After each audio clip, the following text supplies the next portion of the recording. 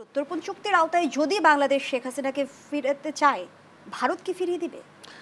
না, কথা হচ্ছে যে ভারত কিন্তু শেখ হাসিনাকে এখন রাখার নৈতিক অধিকার, আইনগত অধিকার দুটোই হারিয়েছে। এবং এটি ভারতকে বুঝতে হবে যে বাংলাদেশের মানুষকে হাসিনা সরকার যেভাবে একটি প্রভিন্স আকারে উপস্থাপন করতে চেয়েছিল ভারতের কাছে, এটা বাংলাদেশের মানুষ মেনে নেয়নি, মেনে নেবে না। এবং ভারতের কোনো নৈতিক অধিকার এই মুহূর্তে নাই হাসিনাকে রাখার। প্রশ্নটি হচ্ছে যে তারা প্রত্যাবর্তন চুক্তির আন্ডারে শেখ হাসিনাকে ফেরত দেবে কিনা। আমরা অবশ্যই চাই। আজকে যদি আপনি যে শহীদ মিছিলের কথা বললেন, এই মিছিলের অন্যতম স্লোগান হচ্ছে শেখ হাসিনাকে বাংলাদেশে ফিরিয়ে এনে এদেশের মাটিতে তার বিচার করা। আমি এটির প্রতি পূর্ণ সমর্থন জানাই এবং এই অবস্থানটি আমাদের সরকারকে, যেমন আমাদের প্রধান উপদেষ্টা বলেছেন যে তাকে চুপ থাকতে হবে, নাহলে বিষয়টি অন্যভাবে দেখা হবে। আমি মনে করি এই অবস্থানটি ক্লিয়ার করা দরকার। শেখ হাসিনা শুধু যেমন আমাদের দেশে যেমন আমাদেরকে অত্যাচারের মধ্যে রেখেছিল এবং বিদেশে অবস্থানটা আমাদের জন্য নিরাপদ নয়। তার কোনোভাবেই একটি বিলাসবহুল বাড়িতে সামরিক বাহিনীর সহায়তায় নিরাপত্তার মধ্যে বাস করা তার কোনো অধিকার নেই। দেখুন, উদাহরণটা দিতে হয়তো বা একটি পার্টির কথা বলা হবে আমার, বাট এটা আমি বলতে বাধ্য হচ্ছি। 2 কোটি টাকার জন্য কয়েকবারের প্রধানমন্ত্রী খালেদা জিয়াকে জেল খাটতে হয়েছে কতদিন আমরা জানি। এতগুলো মানুষ হত্যা করার পরে তার কোনো নৈতিক অধিকার নাই তার ছেলে তার মেয়ে সহ স্টেটমেন্ট দিয়ে এই পরিস্থিতিটাকে ঘোলা করা, তাকে ফেরত আনার ব্যবস্থা করতে হবে। আরও একটি জিনিস, যে ওনারা যে স্টেটমেন্টগুলো দিচ্ছেন সেটিকে আওয়ামী লীগের যে বর্তমান সিচুয়েশন বা ভালনারেবিলিটি সেটা আরও বাড়িয়ে দিচ্ছে। তাহলে উনি ওনার কর্মী বাহিনীকে এক তো পালিয়ে গিয়ে তাদের জীবন সংহারের ব্যবস্থা করে দিয়েছেন, আওয়ামী লীগকে ধ্বংস করেছেন। বাকি যতটুকু যে আওয়ামী লীগের অনেক বড় সমর্থক বেস যেটি আছে তাদেরকে উনি আরও অনিরাপদ করছেন। তাহলে শেখ হাসিনার বিচার শুধুমাত্র সারা দেশের মানুষের না, আওয়ামী লীগকে যারা ভালোবাসেন, সাপোর্ট করেন তাদের জন্য জরুরি। শেখ হাসিনাকে নিশ্চয়ই আওয়ামী লীগ রিহেবিলিটেড হবে, একটা বড় সংগঠন, শেখ হাসিনা নিশ্চয়ই এই নেতৃত্ব দান করবে না। শেখ হাসিনার প্রতি এই মায়াটা আওয়ামী লীগকে ত্যাগ করতে হবে। 1000 লোককে হত্যাকারী কেউ মেনে নেবে না। ভারতকে বুঝতে হবে শেখ হাসিনাকে ট্রাম্প কার্ড ভারত যতই ব্যবহার করতে চাইবে, আমার দৃঢ় বিশ্বাস মানুষের ক্ষোভ আরও বৃদ্ধি পাবে, শেখ হাসিনাকে দেশে আনার দাবি আরও বৃদ্ধি পাবে এবং চূড়ান্তভাবে পরিণতি হবে এখানে এনে তাকে বিচার করা। অবশেষে আমরা দেখলাম যে আউয়াল কমিশন পদত্যাগ করেছে এবং 2024 সালের নির্বাচন অন্তর্ভুক্তিমূলক হয়নি বলে স্বীকার করেছেন তিনি। প্রথমে হচ্ছে আমি ধিক্কার জানাই এই কমিশনকে এবং আউয়াল সাহেবকে ব্যক্তিগতভাবে। একজন একাডেমিক হিসেবে শব্দটা কতটুকু সঠিক চয়ন করলাম জানি না, বাট তিনি এটা পাওয়ার তার যোগ্য, উনি এটা পাবেন, যে ধিক্কার জানাই আমরা। উনি আজকে কমিশন পদত্যাগ করেছে। আমি ওই ইতিহাসে যেতে চাই না ইলেকশনটা কেমন করে হয়েছে, শুধু একটা উদাহরণ দিই যে কত পার্সেন্ট ভোট পড়েছে। তারা যেভাবে ন্যাক্কারজনকভাবে এটাকে উন্নীত করলো 40% বা তার কাছাকাছি, এটা প্রমাণ করে যে তাদের নৈতিকতার কোনো মানদণ্ড ছিল না।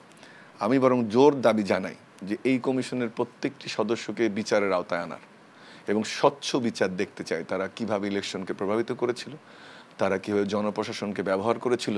আজকে চলে যাওয়ার সময় বলে গেলে হবে না যে বাংলাদেশের ইলেকশন তত্ত্বাবধায়ক পদ্ধতিতে হবে। তা আপনি বলেননি কেন? বিভিন্ন সময় আপনি কথা বলেছেন, হালকা করে বলেছেন।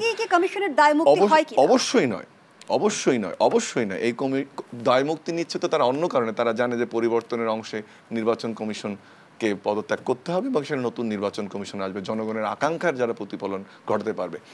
এই কমিশনের প্রত্যেকটি সদস্য, শুধু সদস্য নয়, তাদের সাথে যারা জড়িত ছিল প্রত্যেকের বিচার যদি আমরা না করি, আজকে যে শহীদি কাফেলার মিছিল হচ্ছে, আজকে যে ছাত্রদের যে দাবি তার প্রতি অন্যায় করা হবে, যারা মৃত্যুবরণ করছে তাদের প্রতি অন্যায় করা হবে, হাজার হাজার মানুষ আহত হয়েছে তাদের প্রতি অন্যায় করা হবে। সবচেয়ে বড় কথা যে আমরা যে স্বপ্ন দেখছি, আপনি যে প্রশ্নটা আমাকে শুরুতে করেছেন যে আমরা ভবিষ্যতে আয়নাঘর দেখবো কিনা, ভবিষ্যতে কেমন বাংলাদেশ দেখব, যদি এদের বিচার না হয় তাহলে কিন্তু আবার ওই পূর্বের পরিস্থিতিতে আমরা ফিরে যেতে পারি। তাই যেন এমন দৃষ্টান্তমূলক শাস্তি হতে হবে যারা সুশীল বা যারা সচিব পদমর্যাদা থেকে বা সমাজের হোয়াইট কলার ক্রিমিনাল যারা এইসব পজিশনে থেকে শেখ হাসিনা সরকারকে বৈধতা দিয়েছে নির্বাচনের মাধ্যমে, তাদের অবশ্যই প্রথম বিচার হতে হবে। এবং আমি মনে করি যে এবং ইমিডিয়েটলি তাদের গ্রেপ্তার করতে হবে এবং দ্রুত তাদের বিচারের আওতায় আনতে হবে। অবশ্যই স্বচ্ছ বিচারের মাধ্যমে তাদের উপযুক্ত শাস্তি দিতে হবে। নাহলে কিন্তু পরবর্তীতে, এবং শুধু তাই নয়, অন্য যারা 3টি নির্বাচন